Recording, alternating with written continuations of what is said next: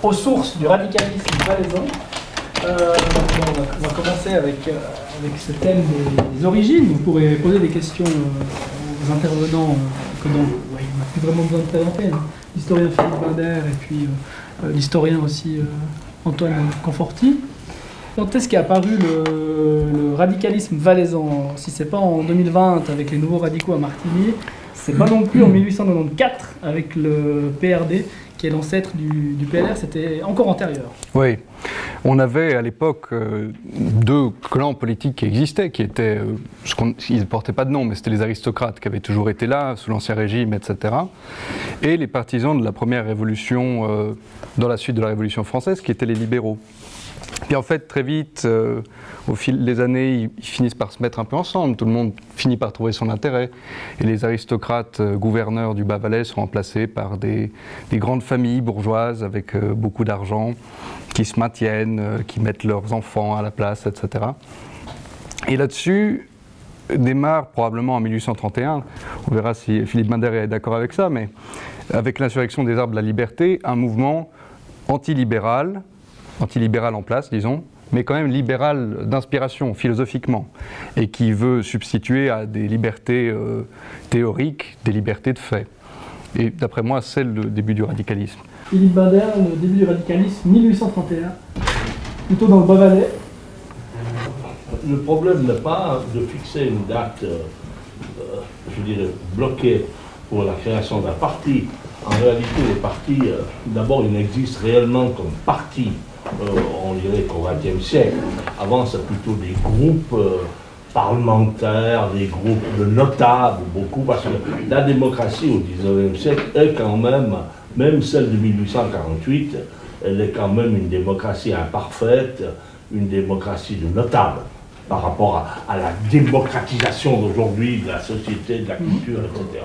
Il y a seule une élite, au fond, qui fait de la politique, qui lit et qui écrit et qui au fond, agit. Le peuple, d'ailleurs souvent, j'ai regardé dans les archives de Fuy, mais peut-être que Fuy était très attardé par rapport à Martigny, on parle beaucoup de populace. On dit la populace, quand on réunit les gens, ils, ceux d'eux, quand on les réunit, par exemple, pour approuver un partage de portions, on dit la populace, le conseil va réunir la populace. Voilà, à la sortie de la messe. Et tout est parfait. À un moment donné, il y a quand même certains individus qui se sont dit on va se réclamer dans la radicalisme. Ici, il faut remettre tout ça, aussi bien je dirais, l'idée radicale, que l'idée conservatrice, que l'idée plus tard socialiste.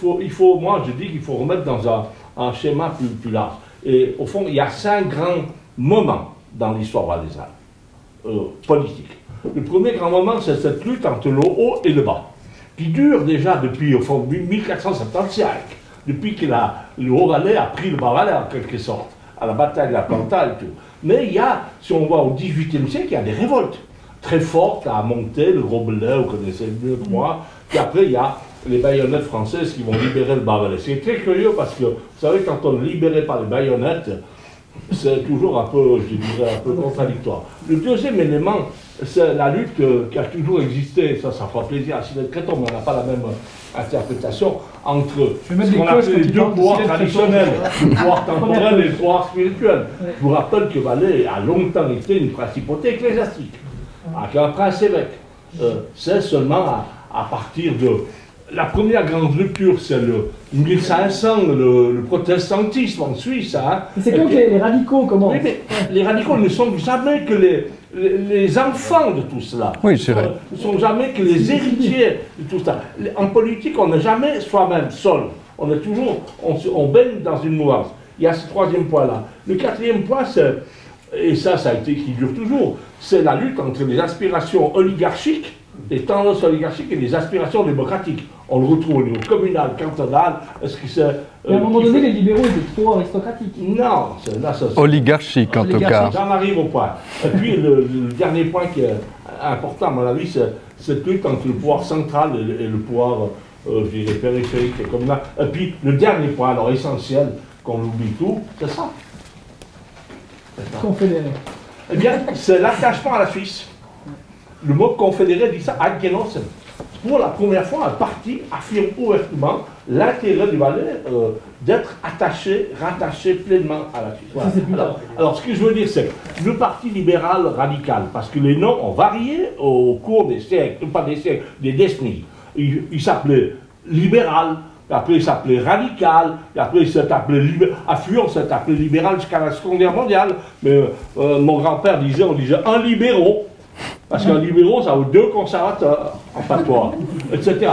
Il ne faut pas attacher trop d'importance au vocabulaire. C'est comme si on faisait une analyse de la démocratie chrétienne en Valais en s'attachant à chrétien social, catholique conservateur, conservateur catholique. Donc les radicaux, c'est les radicaux sont les héritiers d'une pensée qui existe dès que, au fond, le patriciat s'est effondré, dès qu'il y a eu cette influence de la Révolution française et dès qu'il y a eu cette influence de la Suisse. C'est un long courant très divers, très pluriel. Voilà. Pour vous, Antoine Conforti, vous n'êtes pas d'accord, vous dites que les radicaux, c'était clairement l'aile la plus à gauche du mouvement libéral. Alors, c'était même un mouvement nouveau. C'était un mouvement, il faut quand même le relever, parce qu'on peut reprendre les 5 points que fait Philippe Binder, parce qu'on peut classer là-dedans le mouvement radical facilement.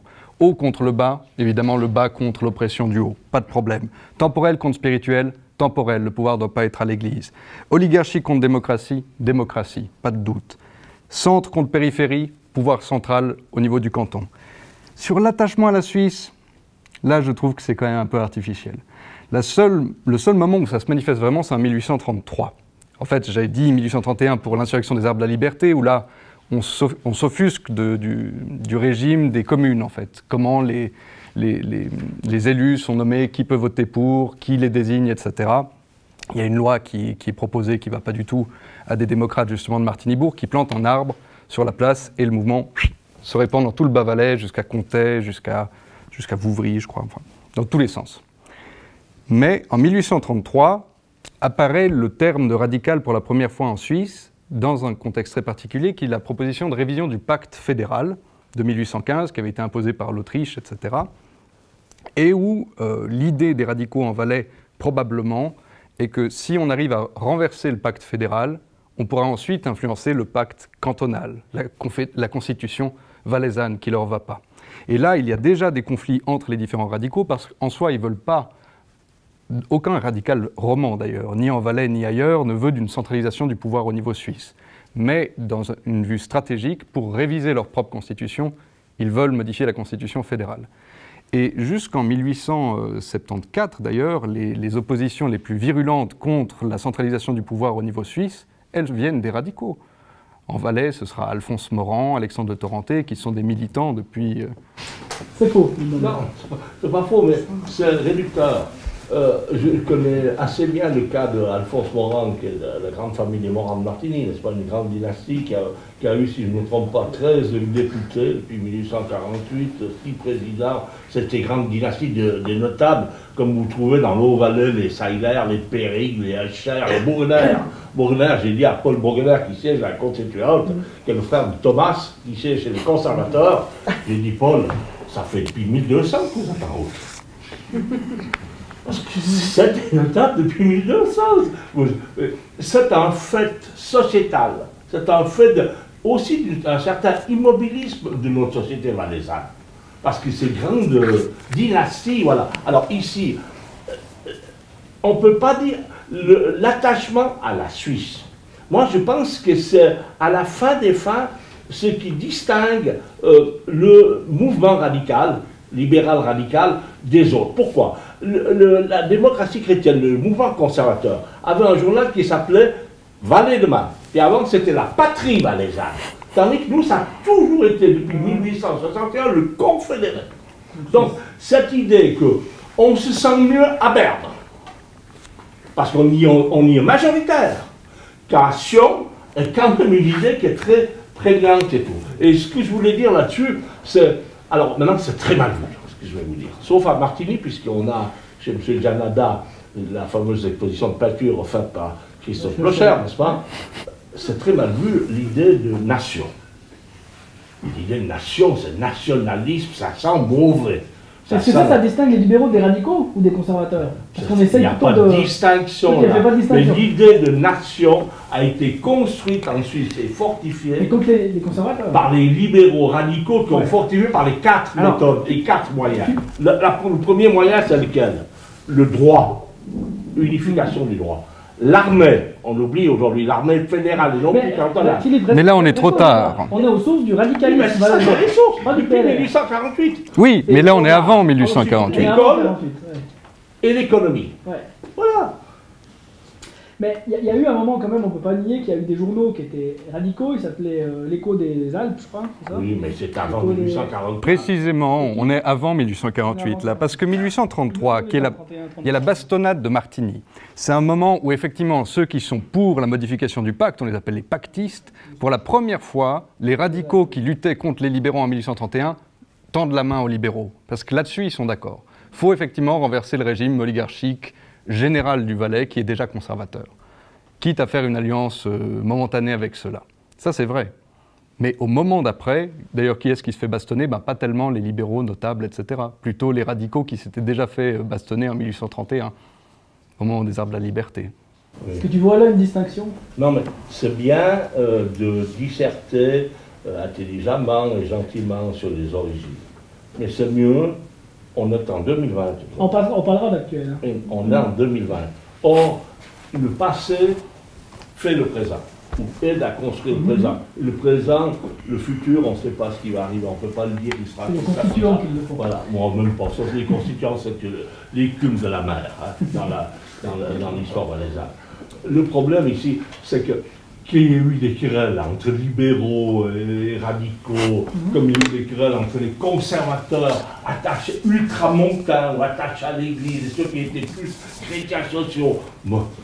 Oui, mais c'est pas ça l'essentiel. L'essentiel, c'est d'avoir, on avait ces deux courants, avec toute leur pluralité, qui sont affrontés, on peut dire, jusqu'à la Première Guerre mondiale. Après, venu un troisième courant, c'est le courant, je dirais, socialiste, hein, et puis après, tu arrives à un quatrième courant, à la fin du XXe siècle, avec l'Union démocratique du sang. C'est ça, là, les vraies tendances dans l'histoire valaisanne. Mais qu'à Martigny, on se soit querellé entre les grosses, les Morans et tout. Mais Martigny, c'est bien, mais c'est pas le centre, quand même, de tout le Valais. Eh bien, on parlait de majorité et de minorité.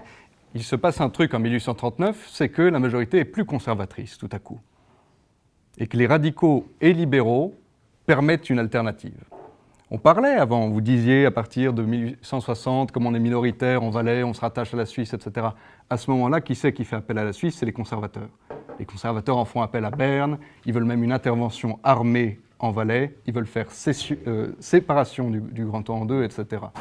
Mais vous êtes assez au fait de l'histoire pour connaître et savoir que le premier mouvement qui groupait les jeunes intellectuels, comme ici, les jeunes engagés en politique, et c'est extraordinaire d'être engagé en politique à cette époque, hors des notables, hors des aristocrates, hein, il s'appelait die Junge Schweiz, la jeune Suisse.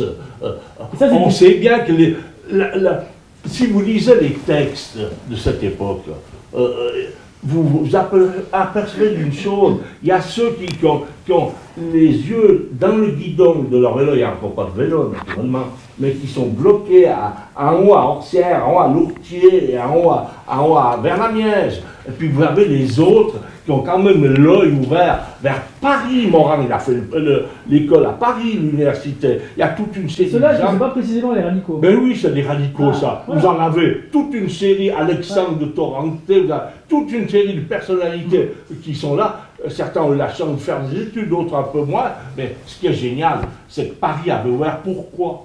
On ne dit pas pourquoi. Parce que Paris avait les services étrangers. Beaucoup d'officiers ont servi les Bourbons jusqu'en 1830, et après ont été renvoyés en Valais, comme Alexis Joris et autres. Et ça, l'ouverture à Paris, imaginez aujourd'hui que moi, je suis à Fuira, crétin, hein, parce que Fuira, malin, n'existe point. Et je suis à Fuira, puis j'ai l'occasion d'aller servir pendant 2 ans à Washington ou à Pékin, une puissance, au fond, étrangère, parce qu'on a des accords et tout. Mais c'est génial ici. Vous sortez de votre bled, Et puis vous vous trouvez à Paris, 30 ans après la Révolution française. Donc il y a encore certainement encore des survivants dans les bistrots, dans les gazettes, vous pouvez lire. Mais vous revenez ici, vous revenez comme étant le fameux là, capitaine de l'Entremonde, Crété et autres. Vous revenez ici, mais vous êtes quasiment pas un révolutionnaire, mais vous êtes un fervent, un levain. Si j'étais catholique complètement, je dirais, acquis au catholicisme.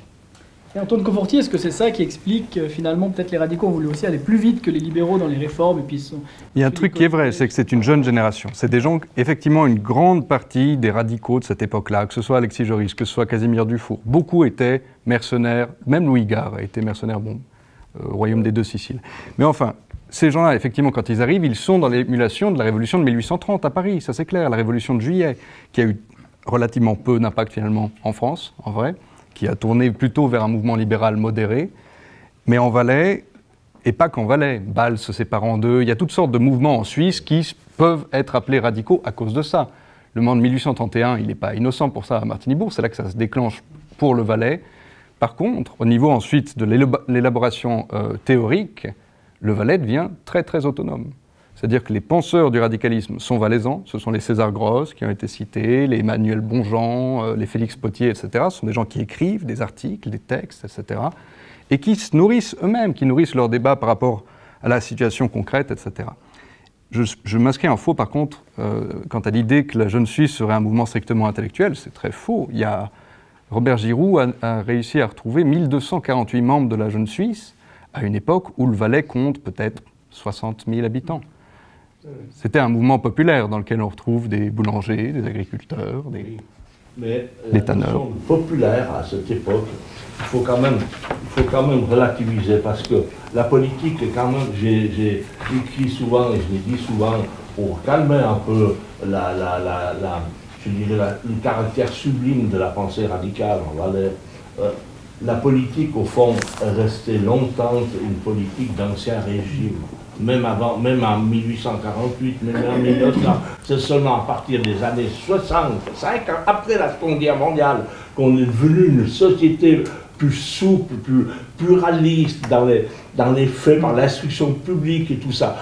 Avant, c'était... Il y a un fameux livre de l'historien Arnaud Meyer sur la persistance de l'Ancien Régime en Europe. C'est exactement ça.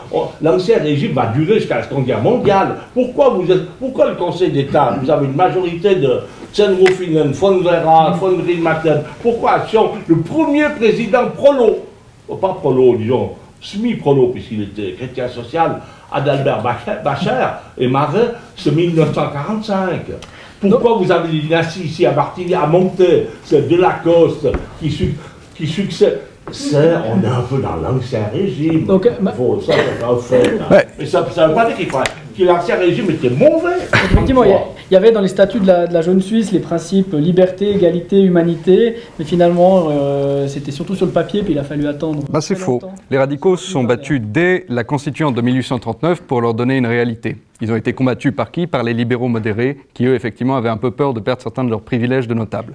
Typiquement, une des choses les plus importantes en 1839, c'est que tout d'un coup, tous les citoyens deviennent éligibles. Ce qui n'était pas le cas avant. Avant, il fallait être soit officier, soit docteur en médecine, soit docteur en droit. Sinon, on ne pouvait pas aller au Parlement. C'est déjà un bel acquis populaire. Est-ce qu'il y a eu des cas concrets de personnes hors de ces trois cercles? Bien sûr, il y en a eu un très fameux, par exemple, c'est Johann Jossen, fondateur plus tard de la vieille Suisse qui ira massacrer les gens au Trien. C'était un paysan de Brigue. Voilà. Alors, c'est ici qu'on arrive exactement où il ne fallait pas arriver. C'est le grand paradoxe. Je l'ai écrit, mais malheureusement, je vois que ces écrits ne sont pas toujours lus. Dans le colloque à l'Université de Lausanne, sur la direction de l'Église en 2005, sur Henri Drouet. Et le titre qu'on m'avait attribué, c'est Henri Drouet, le valet de la contre-révolution de 1844. Mais la contre-révolution de 1844 pour l'Université de Lausanne, pour certaines personnes, ça a intéressé, mais pas trop, parce qu'il intéresse, c'est quand même aujourd'hui quoi comment. Ouais. Et il est arrivé ce paradoxe inouï, mais qu'on retrouve quasiment partout. Ça fait du teasing. Hein. Où le mouvement radical, les élus radicaux, libéraux radicaux, font le bien du peuple, font l'instruction publique, font la Constitution de 1848, font la nationalisation des biens nucléaires, etc. 5 ans après, ils sont renvoyés à leurs chères études. Et ils reviennent au pouvoir, les autres.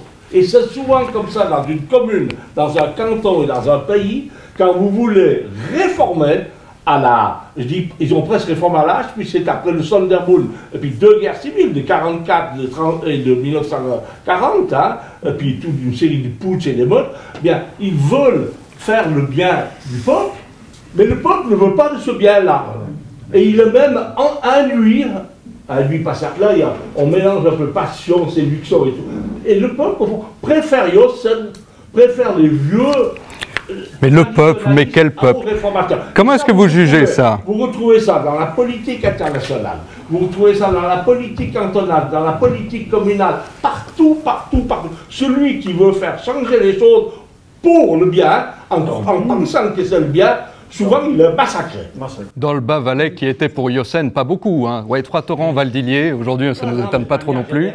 De manière générale, la bataille du Trian du mois de mai 1844, j'avais de la famille qui combattait là, avec quelqu'un que je vois au fond de la salle. J'avais aussi quelqu'un de la famille là-bas. Ils ont été écrabouillés, ils ont eu une chance folle, ceux qui avaient des furets, qui connaissaient le passage pour aller à laver, pour faire échapper les hommes. Il y a des Martiniquais qui connaissaient le passage par le col de Banne pour aller à Chamonix avec les autres. Et puis quand on voit à côté B et Aigle, qui était composé de radicaux durs du préfet Rayon, qui les a accueillis, nourris et tout ça. D'ailleurs, je peux vous dire, un de mes descendants, à Agnol, illustre, Monseigneur Jules Maurice Abbé, évêque de Sion, le dernier évêque élu par le Grand Conseil, il est né à Baie, il a eu comme parent en exil, je sais. En exil. Pas son père était Joseph Abbé, fondateur de la Jeune Suisse. Excommunié par ailleurs. Voilà. L'évêque est revenu derrière, la Mais comment on explique que ça n'est pas... voilà, il voulait le bien du peuple et le... Non, mais monsieur Binder, je ne peux pas vous laisser dire ça. C'est absolument ridicule. Comment est-ce qu'on pourrait savoir à l'époque quelle proportion du peuple est pour la vieille Suisse et quelle proportion pour la jeune Suisse? C'est impossible. Vous ne pouvez pas le savoir parce qu'il n'y avait pas assez de... L'élection n'était pas... Ça dépend des régions. Mais les radicaux n'ont pas perdu les élections. Les deux grands paradoxes, c'est quoi?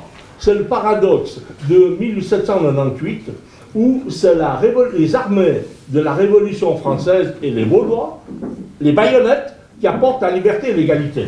Ce n'est pas nous-mêmes qui l'avons compris.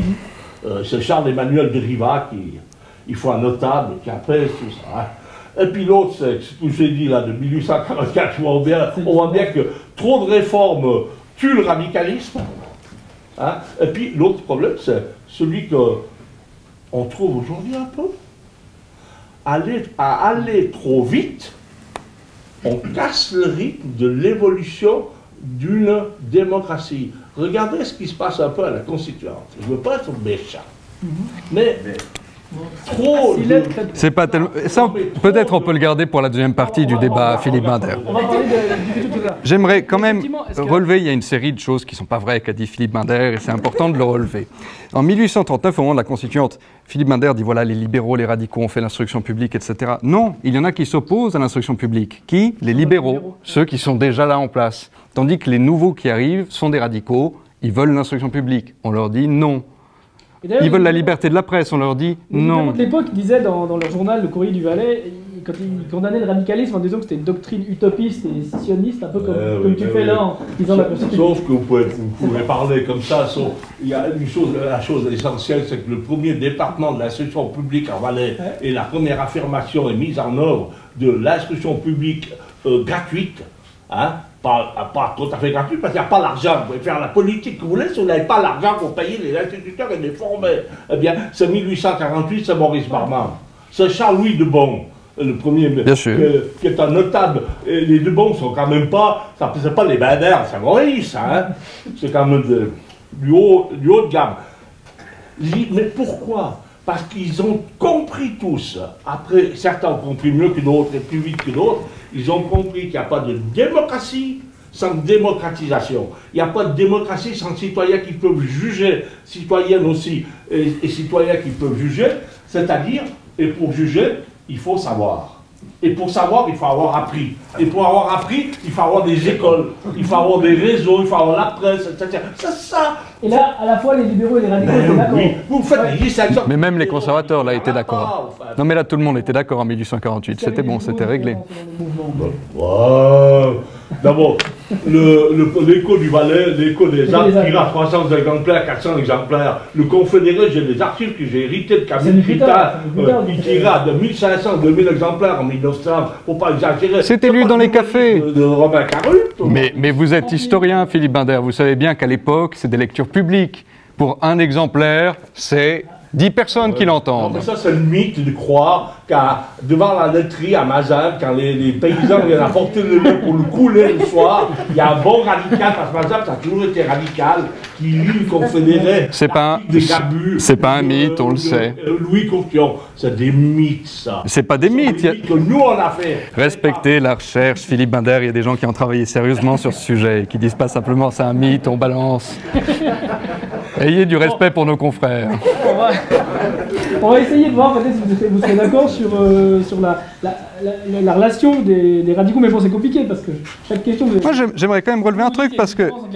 Oui, dans le Courrier du Valais, par exemple, qui effectivement c'est un journal qui apparaît après l'Écho des Alpes, qui était le journal radical, qui était le seul journal pendant un moment. La Gazette du Simplon apparaît, journal conservateur, et le troisième apparaît ensuite, qui veut se faire l'arbitre des deux positions qu'il qualifie d'extrémistes, c'est le Courrier du Valais, qui se revendique libéral, juste milieu, modéré, etc.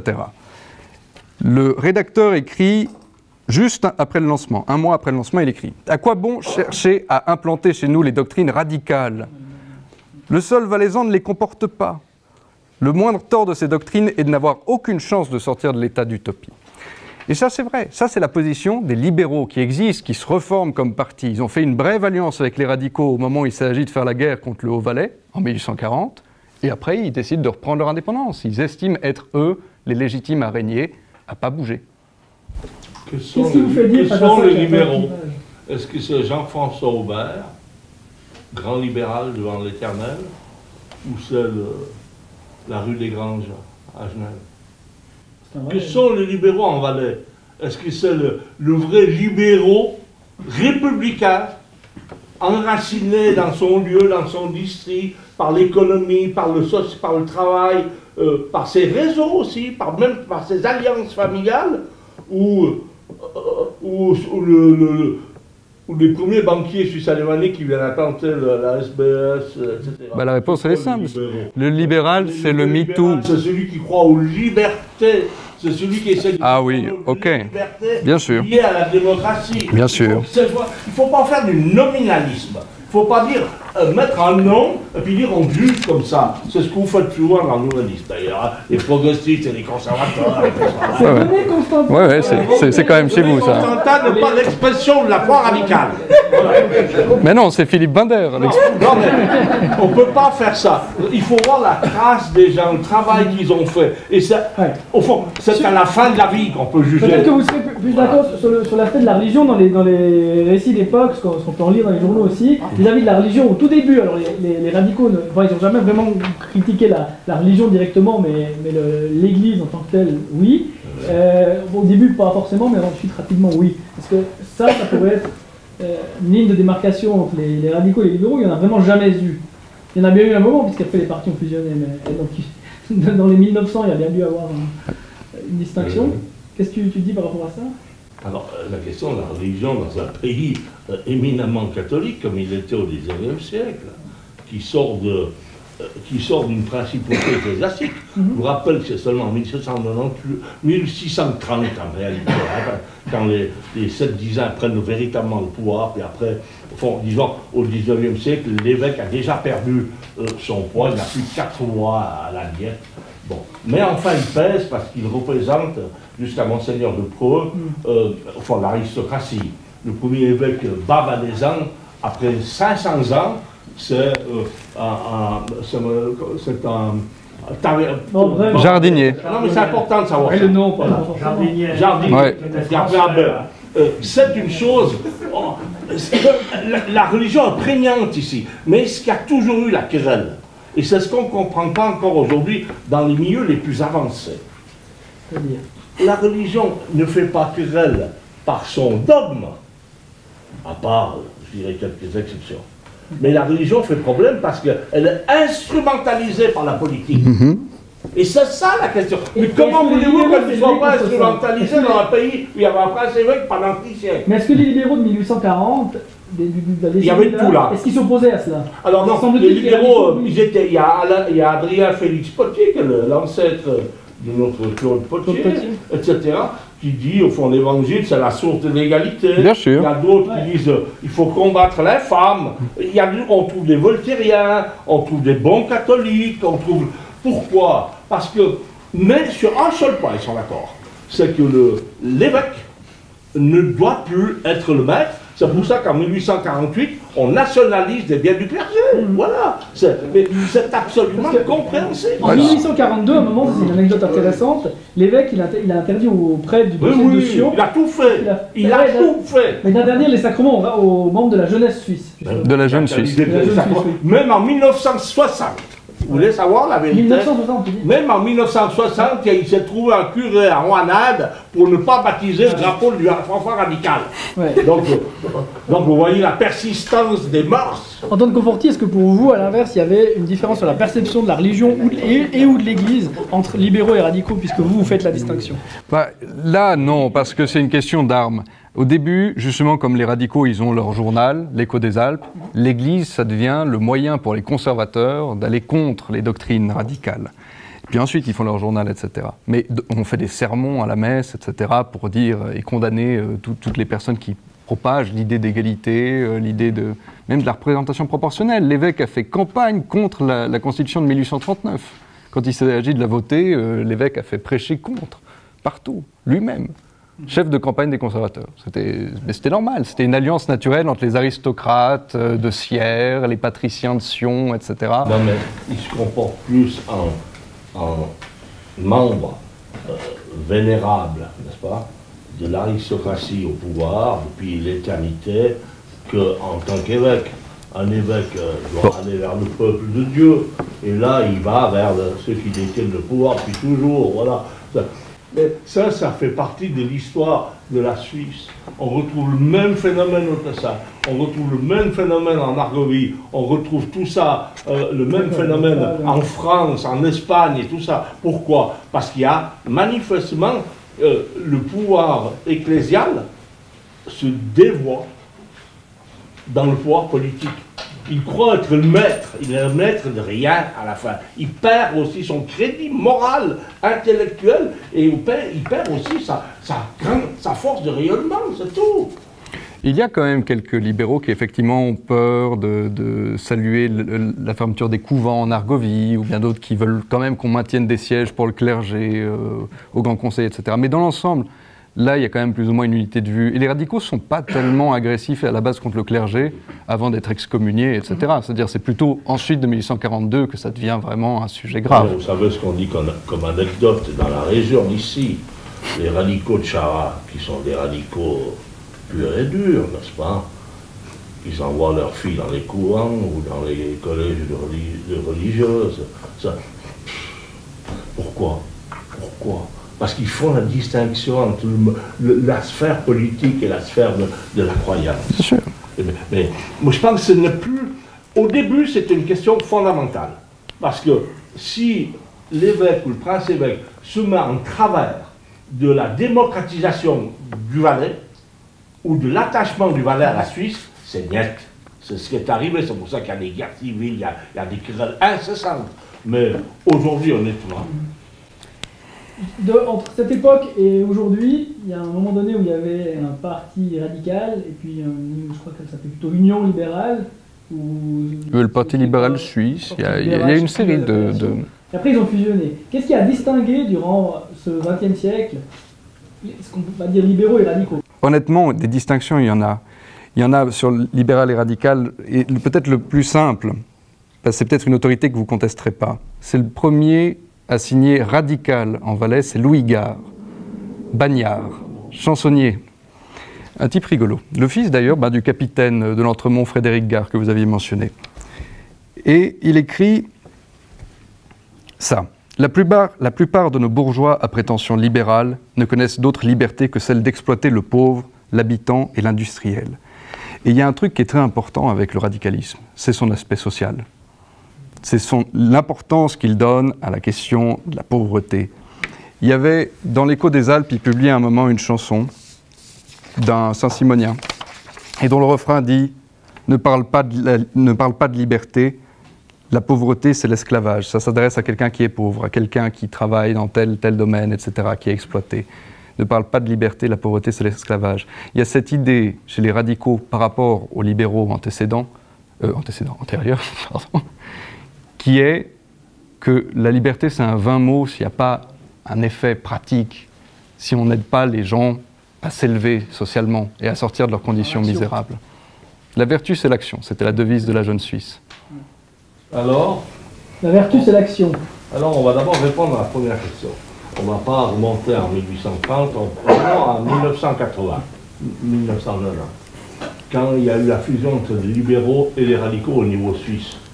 Hein, le Parti libéral et le Parti radical démocratique. Freising, en allemand.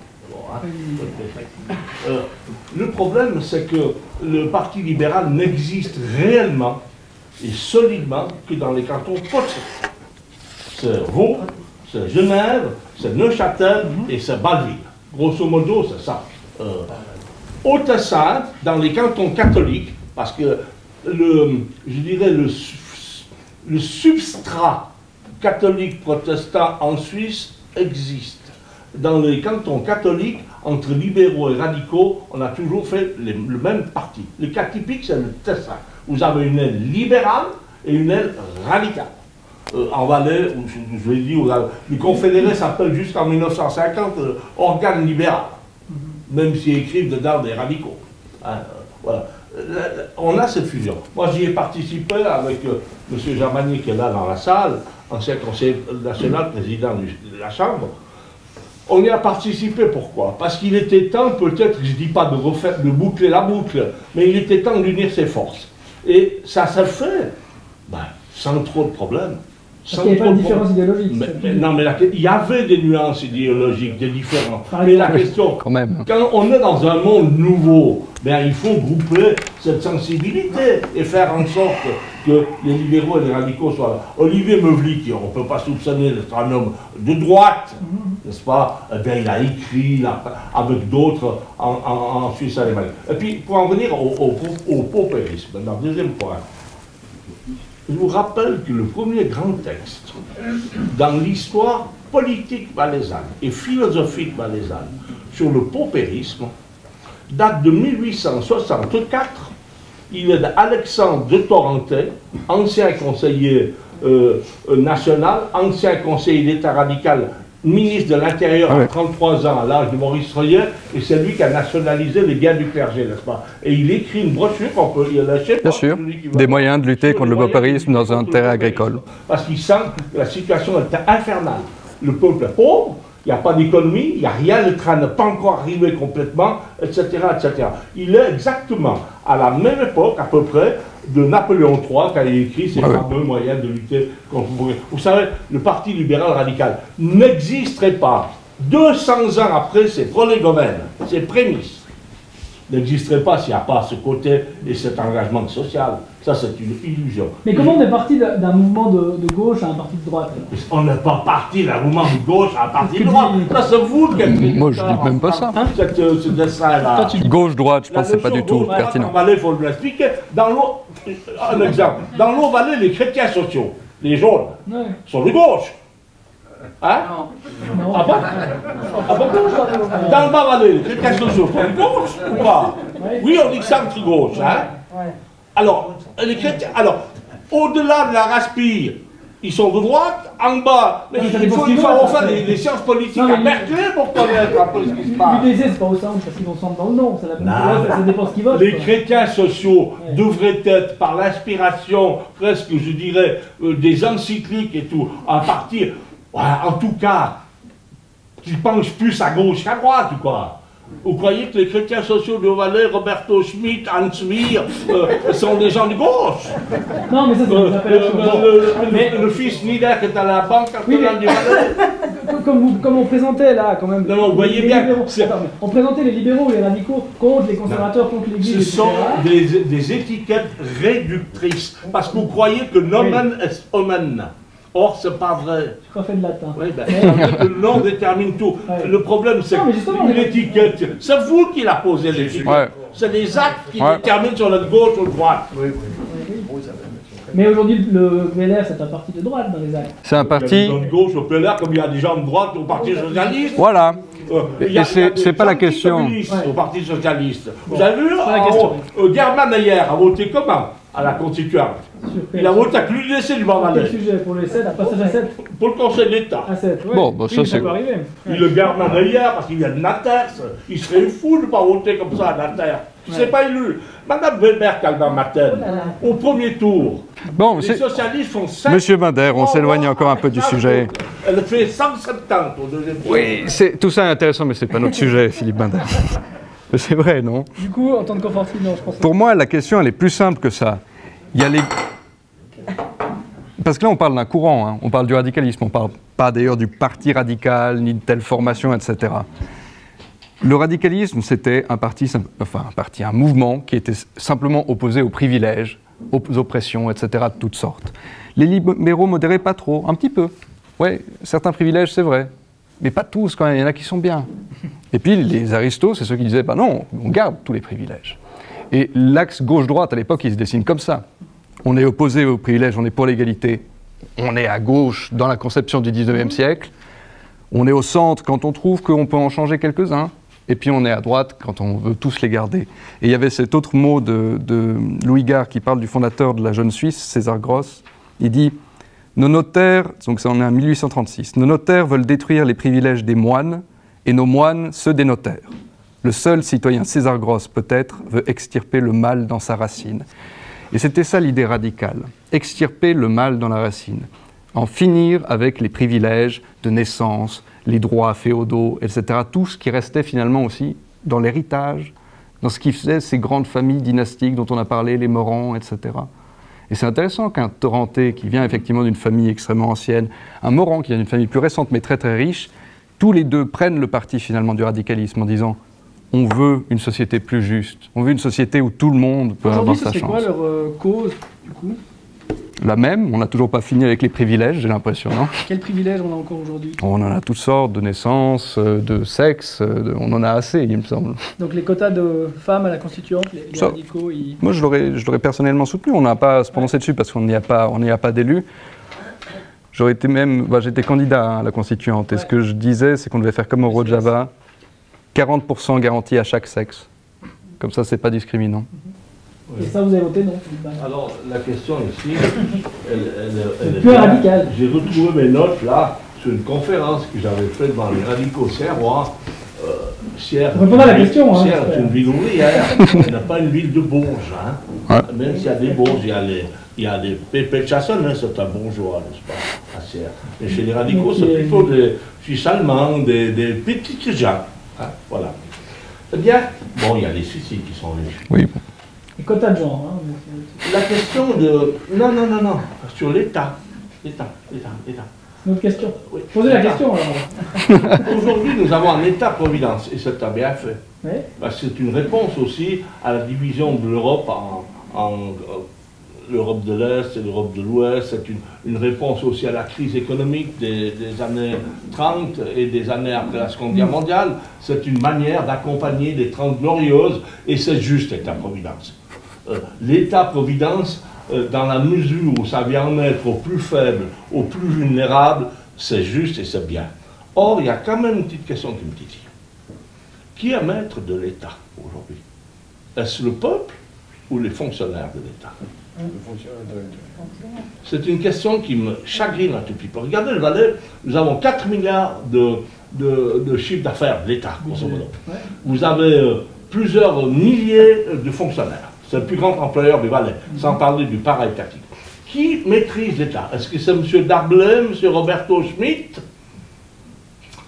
Oui, En tout cas, les apparences parlent pour eux, mais je ne suis pas si sûr de cela. Il y a quand même un petit blocage corporatiste, on le sent, hein, on l'a vu même dans le sens qu'il y en a. Alors, à tort ou à raison. Le lien avec les radicaux, là. Le lien, les radicaux ont ce principe, eux aiment, et ça, ils ont toujours aimé, mais ils savent, ils sont des gens pragmatiques, hein, ils ont toujours aimé un État fort, dans la mesure où l'État est républicain et que c'est un État de droit et un État-providence. Aujourd'hui, c'est acquis, ça. On ne peut pas reprocher aux radicaux de ne pas aimer ceux qui sont les plus vulnérables, parce que c'est ridicule. Mais il y a cette petite question qui titille. Est-ce qu'il n'y a pas une sorte de dérive où l'État n'appartient plus, je dirais, au peuple souverain, mais appartient à... Mais où est-ce que vous voulez en venir avec cette... Vous verrez où je vais en venir. Continuez. Non, mais la question c'était, qu'est-ce que les causes aujourd'hui défendues par les radicaux? Mais j'aimerais quand même répondre à ça, à cette réflexion, parce qu'elle est intéressante, mais d'après moi, le problème, il est vraiment mal posé. Vous opposez l'administration avec le gouvernement. Oui.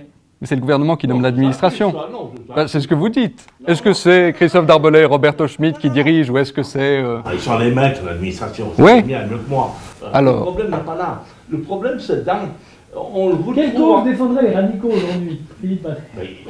Restons, parce qu'on ne va pas critiquer l'administration. Vous voulez dire qu'il réduirait le nombre de fonctionnaires, c'est ça que vous voulez dire? C'est pas ça, ouais. C'est ridicule, c'est ça qu'on défend. La Constitution.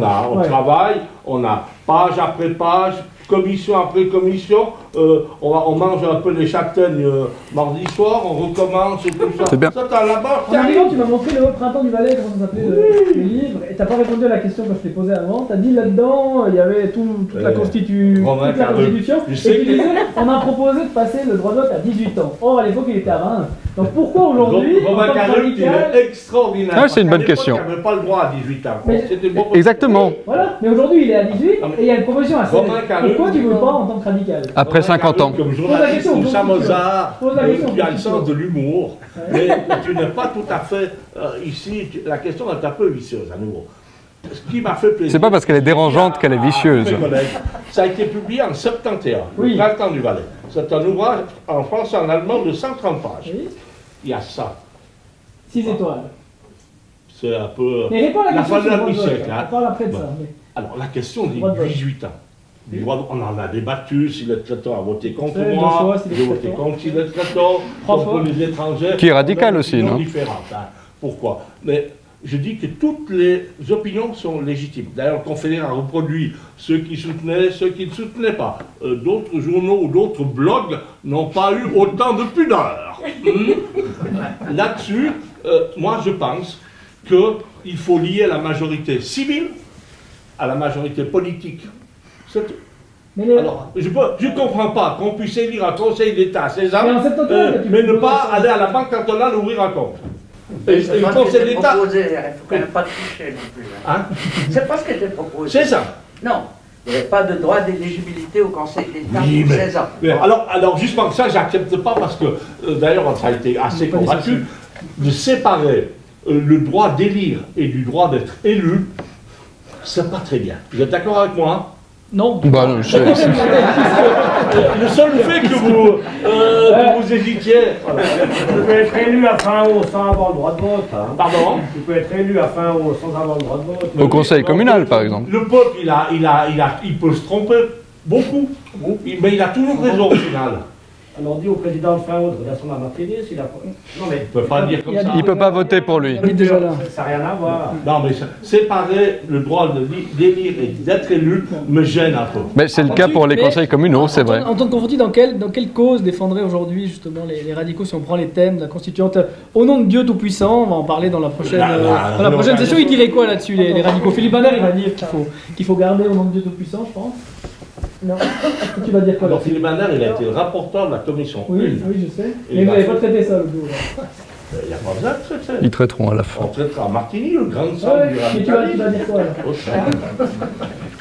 La proposition de Philippe Bander, c'est celle qui a été approuvée par la majorité de la commission nette par 8 voix contre 5. Il y a même une 5e voix qui est dissonante. Et pour la première fois d'abord, on a un préambule dans la Constitution valaisanne. Il n'y en avait pas. Non, il y avait une allusion. il y avait ce qu'on appelle une Vocatio. invocation, mais il n'y avait pas une narration. On reprend des mots latins. Bon, faites pas le préambule du préambule, dites voir ce que vous avez dit. Oui, c'est important. Il y a deux aspects là-dedans complémentaires qui sont un. Nous, peuple de Valais libre et souverain, nous nous donnons cette constitution. C'est l'affirmation que le peuple est la source du droit. Eh, mais messieurs, mais vous savez d'où on vient? Oui. Vous savez d'où on vient? Oui, il va pas y avoir un débat public autour de cette partie. Vous savez d'où on vient? Le nouvel liste qui a été créé à Saint-Maurice par les chanoines. Ils doivent savoir ça, en 1903. Ça, c'est Mais en le premier point. 2020, au nom de Dieu Tout-Puissant. Ensuite, on a ce qu'on appelle une invocation. Comme il y avait en 1848 que Maurice Barman a fait maître, Ok. comme en 1840 que Maurice Barman, Joseph Yassin ont fait maître pour les grands radicaux que vous admirez. Les frères Barman, c'est pas forcément le radicalisme, non. L'Assemblée fédérale en 1999, par 166 voix contre 57, celle de Jean Sigler qui s'y opposait, on a mis cela. Pourquoi? Parce qu'il ne faut pas, on n'est pas là, on a... Je dirais d'abord, il y a deux éléments, un positif et un négatif. L'élément positif, c'est qu'on se rattache par cette invocation à une civilisation qui est là, et cette civilisation, elle est claire, on est occidentaux, on est dans un monde imprégné du christianisme, et puis l'élément positif, l'élément plus pratique, je dirais, voulez-vous diviser? Voulez-vous que cette constitution soit acceptée? Et pour l'accepter, qu'est-ce qu'il faut? Mais, oui, vous avez un bon, je pense qu'aujourd'hui, il y a 40% des Valaisans qui s'accrochent à cela. Donc c'est pas la majorité. Très con. Je vous fais des 60 autres. Oui, Pardon? Oui. Ah, mais les 60 autres sont très divisés parce que les 60 autres, il y en a qui vont voter sur d'autres points non. C'est là le problème. On ne peut pas additionner comme... Oh, si c'était tout ça. Donc c'est par tactique politique? Non, mais justement pas pas. par conviction. On est dans une civilisation qui est une civilisation, je dis, d'obédience chrétienne, alpine, occidentale, et puis l'autre, après, on est dans un peuple souverain qui est le fondement de la loi et de la démocratie. Antoine Voilà. Conforti sur cette question. Bah, Je dis au nom de Dieu Tout-Puissant, mais c'est plus généralement la religion dans la Constitution. C'est pas la religion qui est la base de la Constitution, c'est le peuple. Ah, c'est très intéressant ce que vous dites, Philippe Binder, parce que vous dites en gros qu'il y a 40% du peuple qui va voter non sur le préambule. C'est ce qu'ils ont annoncé. Peu importe ce qu'il y a dedans. l'UDC, le PDC aussi. Non, ils ont déjà du problème avec ça. il y a 40% du peuple qui a dit ça. Il y a 40% du peuple qui a dit nous on votera pas la Constitution s'il n'y a pas le préambule. Non, il y a des élus du PDC, des élus de l'UDC. Mais Donc c'est une estimation. vous croyez qu'ils voteront là-dessus? Je trouve que c'est faire peu d'honneur à leur intelligence. Si la Constitution elle va dans un sens positif, C'est les gauches qui votent pour ça. Vous écoutez ce qu'il dit? tant mieux. Je ne suis pas là pour répondre de ce que font les élus de gauche, en l'occurrence. Très bien. Des gauches. Mais sur le débat par rapport au radicalisme, le radicalisme et la religion, enfin lesquels les Bon, moi, typiquement, alors pour le préambule, je m'en fous, hein, pour dire la vérité. J'aurais proposé au nom du peuple valaisan. Parce que ça veut dire par respect envers quoi? Mais vous Mais uniquement ça, je pense. J'aurais mis que ça. J'aurais mis que ça, au nom du peuple valaisan. Nous, peuple valaisan, libre et Il aurait mis souverain. que ça, Philippe. Au nom du peuple valaisan, voilà. Oh, mais Pourquoi pas? Référence républicaine. C'est radical. Bah, Nouveau. Ouais, non mais on est en train de faire ici. Une constitution s'écrit l'espace de 3 ans, 4 ans, elle devrait normalement. On dit la vie, je sais pas, ouais, ceux qui viennent dire pour 100 ans. Moi je pense que les premières révisions c'est en 2040, immédiatement, parce que le monde va si vite aujourd'hui. Hein. Mais une constitution a pour vocation de ne pas trop diviser, de rassembler à la fin. Parce qu'une constitution ne se vote pas à 51-49. Ça, c'est fondamental. Surtout dans un canton pluriel comme le nôtre, où tu as le Haut-Valais, le Bas-Valais, la plaine, la montagne, la ville, etc., les paysans, les ouvriers. Il faut rassembler. Et pour rassembler, il faut avoir un petit dénominateur commun dans beaucoup de domaines. Celui qui adopte des positions extrêmes, eh bien, il ne rend pas service.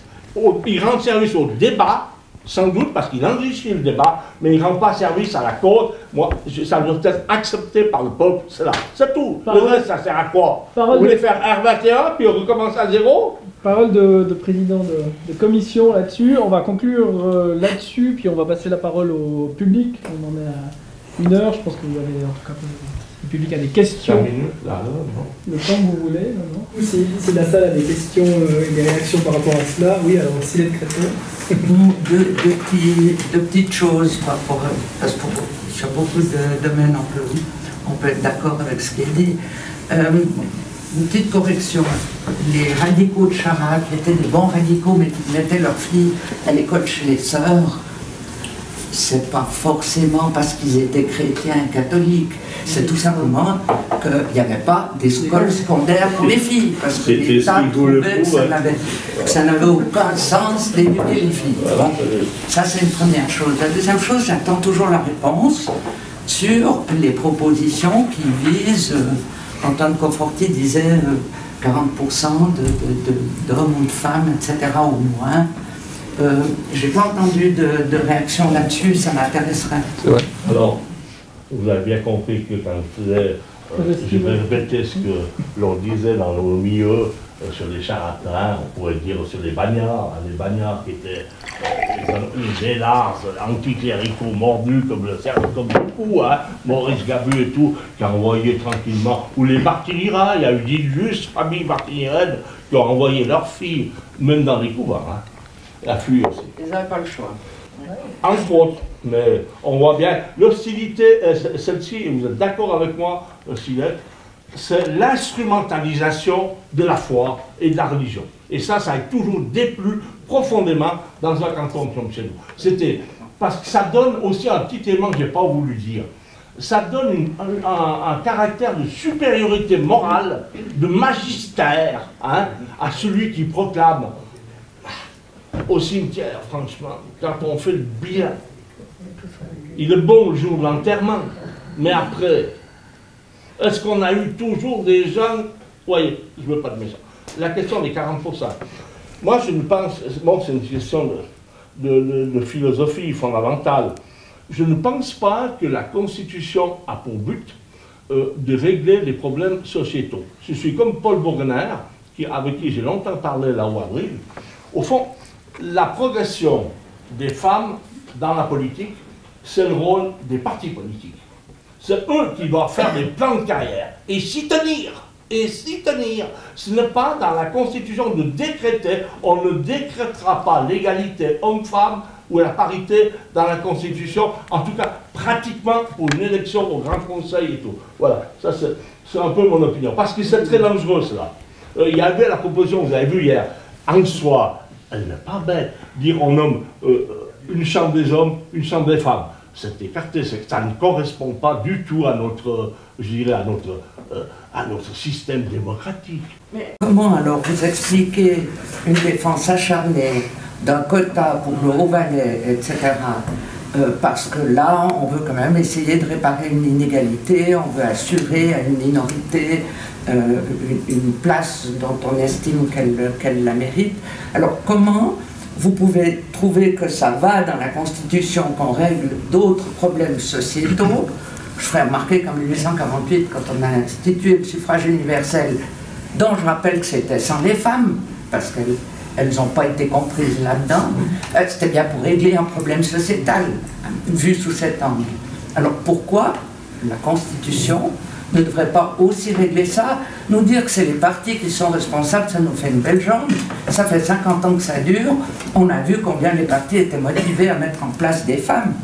Alors, l'Haut-Valais est une minorité culturelle, politique. L'homme-femme, la femme n'est pas une minorité, Non, je pour sais. moi. Voilà. Donc on ne peut pas aborder avec le même biais et avec la même méthode. Mais c'est pas à mon avis, ce n'est pas le lieu. Puis il ne faut pas faire un procès d'attention en disant vous êtes comme ça, puis nous on est comme ça. Non, c'est plus subtil. Par contre, pour en revenir au suffrage universel, ça c'est une question.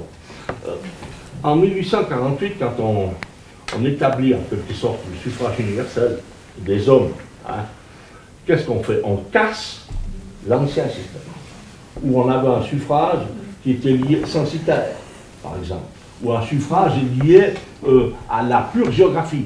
4 disants à 4 rois, quelle que soit sa population. C'est R21, déjà à l'époque, et l'évêque avait 4 ou 6 mois.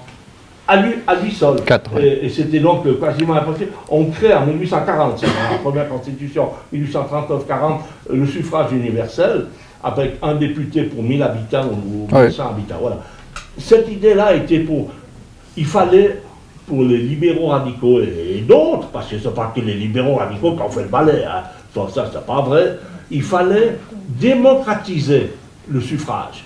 Et en démocratisant le suffrage, en l'élargissant, on asseyait sur une base plus solide les institutions démocratiques. Sinon, on le reposait soit sur l'argent, soit sur le sang, soit sur la naissance, soit sur le lieu. Et c'est exactement ce que les libéraux radicaux ou les socialistes aujourd'hui ne veulent pas. Ces contingences-là ne doivent pas être un obstacle à la démocratie. D'accord, donc pas une autre question au fond, Emma.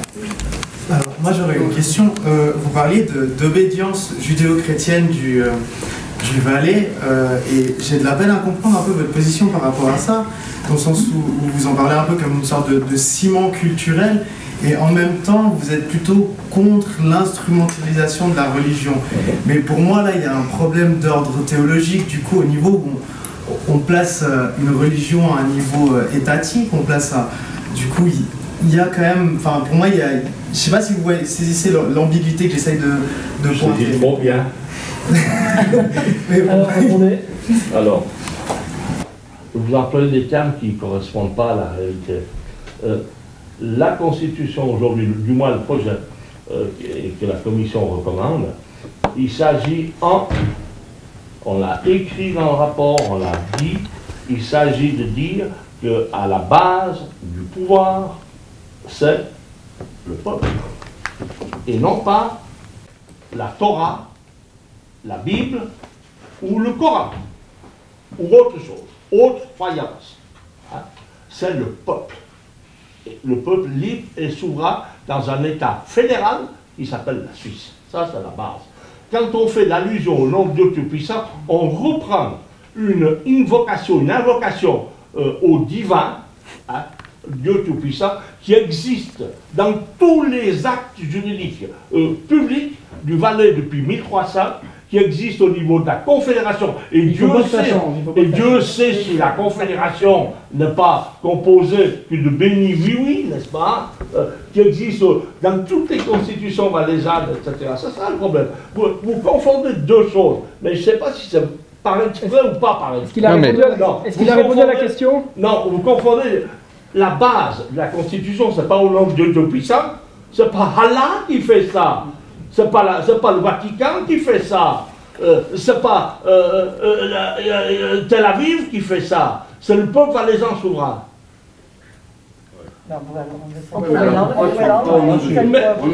Messieurs, en politique, je vous rappelle que, puisque M. Conforti m'a invité ici, oserais-je vous rappeler que la Constitution valaisanne date, la première vraie Constitution, du 10 janvier 1848. Hein? Le 11 janvier, le même Grand Conseil, à peine avait-il dormi dans quelques brasseries à Sion, le 11 janvier, il décrète la nationalisation des biens du clergé. Alors, ils sont au nom de Dieu Tout-Puissant le 10, et le 11, ils enlèvent un tiers des biens de tout le clergé. Bah, il fallait payer la dette du Sonderbund. Ouais. La question, oui, mais... plutôt, je dirais une importance de rattachement à une orbite civilisationnelle. Voilà le terme. Mais c'est très savant, ça. Orbite civilisationnelle. C'est joli, mais c'est savant. Question, monsieur Louchy. Oui, bonsoir. Alors, donc, ça veut dire qu'on va rester sur les acquis de 1800 et des poussières, et on ne va pas rentrer dans le 22e siècle avec notre Constitution. Si on repart sur ces bases-là, le monde il a quand même bien changé, pardon.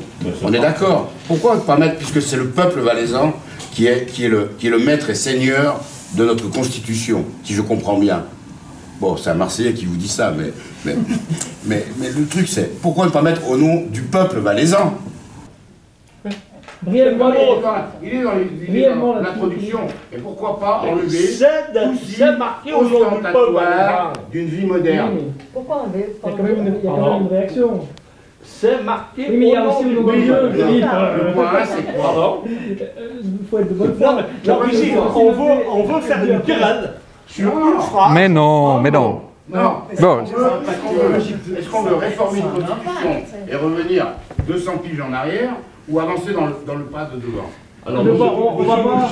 Lisez le traité de droit constitutionnel en 3 volumes de Jean-François Aubert, tous les œuvres de Louis Mao, qui est venu parler aura la réponse qui était de à la conférence, qui dit bien que le préambule n'a qu'une valeur relative, hein, elle n'a pas une valeur juridique, on ne peut pas se baser sur le préambule pour aller dans un tribunal. Bon, c'est difficile avec Au nom de Dieu Tout-Puissant. C'est une valeur de rattachement, on n'est pas hors sol, en haut et rêvant, soit de Marx. Je suis arrivé.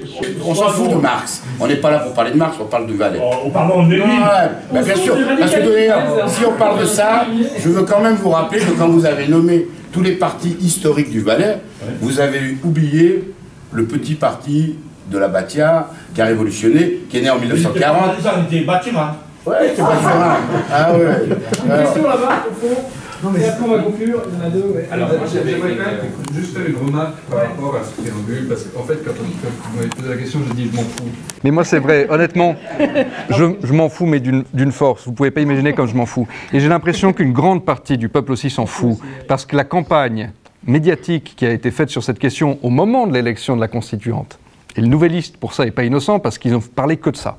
Il n'y a eu que ce sujet. On n'a pas parlé de l'eau, on n'a pas parlé de la banque cantonale, on n'a parlé de rien à part du préambule. Et la participation de l'élection constituante, elle était en dessous des 50%, ce qui n'est pas du tout normal pour une élection cantonale. Vous avez une épée de Damoclès sur la tête, constituant, Binder. C'est que vous avez... J'appartiens à un groupe qui a 21 membres sur 130. Oui. On n'est même pas plus intelligent qu'un peuple citoyen. Élu par moins de 50% de la population, ça vaut aussi pour appel citoyen. On peut le lancer. On fera des débats constituants au fond de la salle. Vous savez, à Genève, alors là, mon cher, je vais quand même te dire... Oui, les autres cantons votent moins, ils votent toujours moins. On fait l'équivalent de 237 articles. Il y a 30% qui ont désigné les gens. Et la Constitution a été approuvée. Question, monsieur. Voilà. Question. Oui, s'il vous plaît. Oui, allez-y. Alors, vu que les questions sont beaucoup orientées sur la Constitution, finalement, la nouvelle Constitution du Valais, je me demandais par rapport au... Parce qu'on parle beaucoup du préambule, mais en fait, le préambule ne dit rien, c'est juste une phrase de début, et que ce soit au nom de Dieu ou de quelqu'un d'autre, c'est symbolique. ça n'a pas d'impact. Alors, je me demandais, vu qu'on est sur un débat sur les origines du radicalisme, qu'est-ce que vous pensez que les radicaux de jadis, les premiers, les César Grosse et des gens comme ça, quels auraient été les points clés s'ils étaient aujourd'hui, sur lesquels ils se seraient battus? Question qui a été posée, mais qui n'a pas été répondue. Oui. Alors, je vais vous dire ceci, puis après je me tais, parce qu'il vaut mieux que je me taise. J'ai lu avant de venir ici, parce que je lis quand même quelques petites œuvres à part le Confédéré, puis la Nouvelle Gazette de Zurich de 1780, qui est un vieux journal radical qui vous recommande d'ailleurs. Je sens qu'il va nous reperdre sans réponse. J'ai lu l'histoire de Louis XV. Ok. Louis XV a fait un changement de diplomatie incroyable. C'est comme si, comme avait fait Nixon avec la Chine, n'est-ce pas? Aller en Chine, il fait le tour de la planète. Voilà. Un petit exemple, Louis XV, au lieu de continuer à s'allier avec l'Angleterre, a décidé de s'allier avec l'Empire des Habsbourg. Renversement total au 1750. Ça crée en France un ramdam.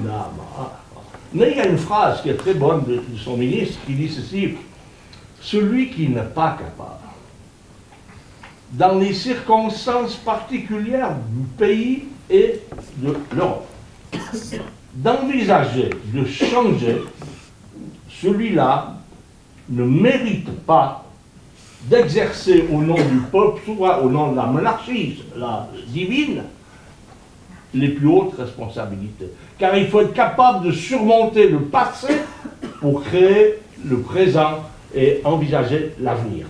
Grosso modo, c'est exactement ce que je fais. Comme radical, on ne me reprochera pas cette proposition de préambule, d'autant plus qu'elle est ce que vous dites.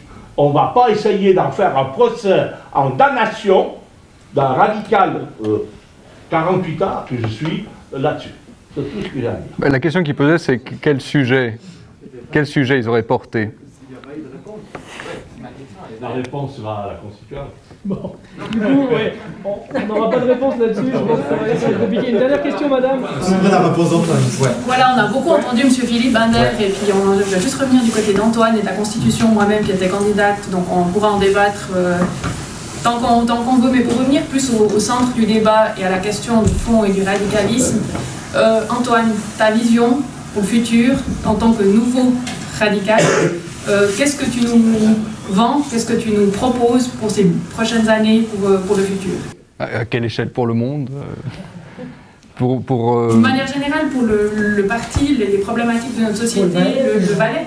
Martini, pour parler d'autres choses, effectivement, que du préambule, par exemple, je relisais là un peu les citations que j'avais gardées sous la main au cas où, et je tombe sur celle-là de Louis Gard, parce que ça peut répondre aussi du coup à la question que Louis posait.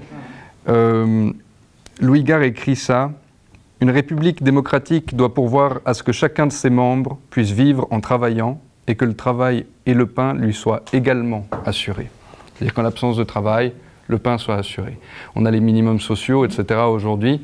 Je pense que maintenant, un des grands enjeux qu'on devrait défendre, c'est peut-être le revenu de base inconditionnel qu'on a rejeté et qui est finalement en soi un outil d'émancipation. Et on doit toujours aller vers ça. Je pense la philosophie du radicalisme, elle va vers ce genre d'outils. C'est une proposition comme celle-là. Il y en aurait toutes sortes qui sont plutôt de l'ordre des institutions, etc. Je ne sais pas quoi, c'est vague comme question. C'est vague, mais j'aimerais, ouais. Vague, mais en même temps, par rapport aux problématiques de la société qui changent la vie, qu'est-ce que, avec la nouvelle population, les gens qui s'intègrent et qui sont naturalisés peut-être plus directement en bon nombre, on les accepte dans les partis, on leur donne la possibilité d'élire et d'être élus. Mais qu'est-ce que toi, ta vision à ce sujet dans cette société qui change tellement tu veux te différencier, te démarquer des anciens radicaux, si je peux dire ça? Par rapport à l'intégration? L'intégration d'une manière générale. Par rapport au PLR de Martini. Par rapport au PLR de Martini, écoutez, il y avait une belle politique d'intégration à Martini, je pense que ça marche encore assez bien, ça c'est peut-être un des points sur lesquels on peut leur laisser ça. Il y a d'autres sujets. C'est vrai. Alors qu'est-ce qu'on leur laisse pas? Qu'est-ce qu'on leur laisse pas? C'est plus typiquement à Martini, mais c'est pas un débat de campagne. Hein. Mais à Martini, c'est des questions de gestion, je veux dire, c'est leur plan directeur, c'est le chemin du milieu, c'est l'incapacité de faire un plan d'agglomération qui soit subventionné par la Confédération, c'est tellement d'autres choses, leur politique culturelle, le patrimoine c'est bien, mais la création c'est bien aussi, dans les arts, il y aurait tellement de sujets. C'est vaste comme question. Merci. Okay. Allez voir notre site. Vous voyez à quel point la politique c'est l'art du concret. C'est l'art de gérer la cité, la plus petite à la plus grande. C'est beaucoup d'humilité, beaucoup d'échecs et une victoire de temps en temps. Une avancée. Il faut des fois demi-siècle pour faire avancer les choses. Grâce à vous, on aura une belle victoire avec le préambule. Moi, j'étais à Ouabrigue, après la Constituante, voir la tombe de Karl Delberg. Je suis un des rares, d'ailleurs, radicaux à le visiter. Des radieux. Delberg, il a échoué 8 fois. 8 fois. Que des gifles. Mais des gifles, là, pas des gifles des gentillesses. Ok. D'autres ont gagné 10 fois. Delberg reste dans la mémoire des gens. En tout cas, c'était pas radical. Des fois, il a été radical socialiste. Hein. Mais celle-là, en politique, c'est à la fin qu'on fait le bilan. Et un parti politique. Comme dans les débats, c'est à la fin. Et un parti politique, c'est plus complexe, c'est plus pluriel que, mon cher Antoine, tu le décris. Tu parles d'un parti, d'ailleurs, les nouveaux radicaux. C'est très étonnant. Je vais parler d'un parti. Oui. Sur Internet, c'est écrit que c'est pas un parti, mais il y a souvent plein de trucs qui ne sont pas des partis. Voilà, merci beaucoup, du coup, pour ce débat. Vous pouvez applaudir les